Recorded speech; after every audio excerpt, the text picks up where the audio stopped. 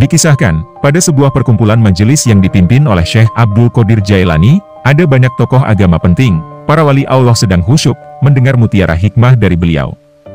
Di tengah perbincangan, tiba-tiba Syekh Abdul Qadir Jailani berkata, "Kedua kakiku ini ada di punggung setiap wali Allah." Mendengar perkataan tersebut, semua yang hadir dalam majelis serentak berkata, "Kami mendengarnya, dan kami taat." Hal tersebut kemudian menyebar ke seluruh dunia, hingga para syekh yang mendengarnya pun mengamininya. Namun, hal itu tidak berlaku bagi seorang guru sufi yang berasal dari Persia, beliau adalah Syekh Sonani. Beliau dikenal sebagai guru sufi yang ditaati, dan telah diikuti oleh 400 orang sebagai muridnya, selama pengasingan 50 tahun. Saat itu, Syekh Sonani tengah beribadah haji ke Mekah, bersama muridnya. Saat beliau mendengar seruan dari Syekh Abdul Qadir Jailani, beliau menolak untuk taat kepadanya. Namun kemudian, hal aneh terjadi kepada Syekh Sonani. Pada suatu malam, beliau bermimpi pergi ke Bizantium, dan mendapati dirinya sedang menyembah berhala. Keesokan harinya, Syekh Sonani merasa sedih atas mimpi yang dia dapatkan. Kemudian ia mengumpulkan semua muridnya. Di hadapan semua muridnya, Syekh Sonani mengatakan, akan pergi ke Bizantium, untuk mengungkap misteri di balik mimpi tersebut. Singkat cerita, Syekh Sonani pergi meninggalkan Mekah menuju Bizantium, diikuti oleh para muridnya. Sesampainya di kota Bizantium, Syekh Sonani berjumpa seorang wanita cantik, yang merupakan seorang pelacur, yang berdiri di sebuah balkon rumah.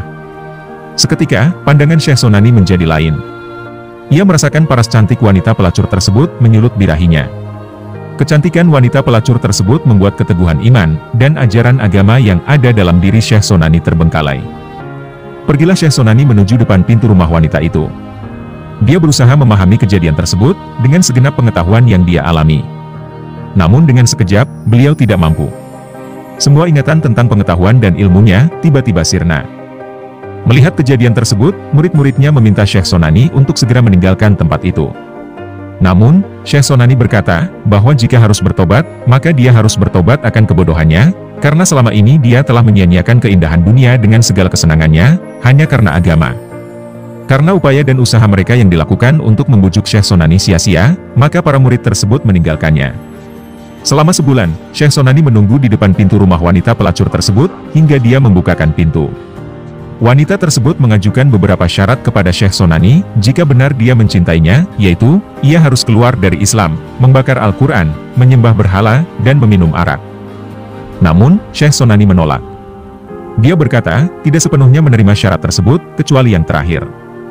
Akhirnya, wanita pelacur tersebut menuangkan arak kepada Syekh Sonani, dan mereka minum bersama.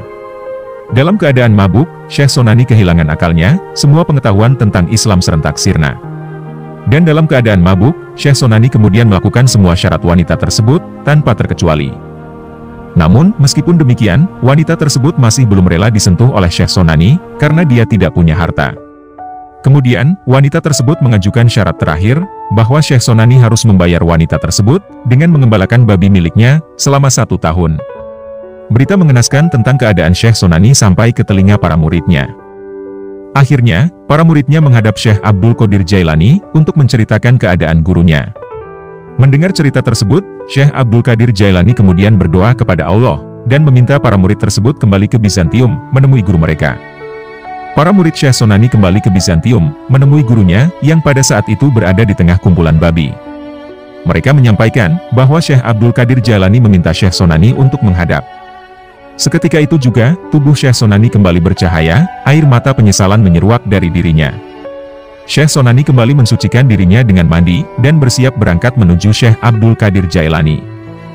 Dalam perjalanan, wanita pelacur tersebut bermimpi, bahwa ada sebuah cahaya datang kepadanya dan berkata, "Ikutilah Syekhmu, dan anut agamanya." Saat itu juga, wanita tersebut menyusul perjalanan Syekh Sonani menuju kediaman Syekh Abdul Qadir Jailani. Kemudian, di tengah gurun mereka bertemu.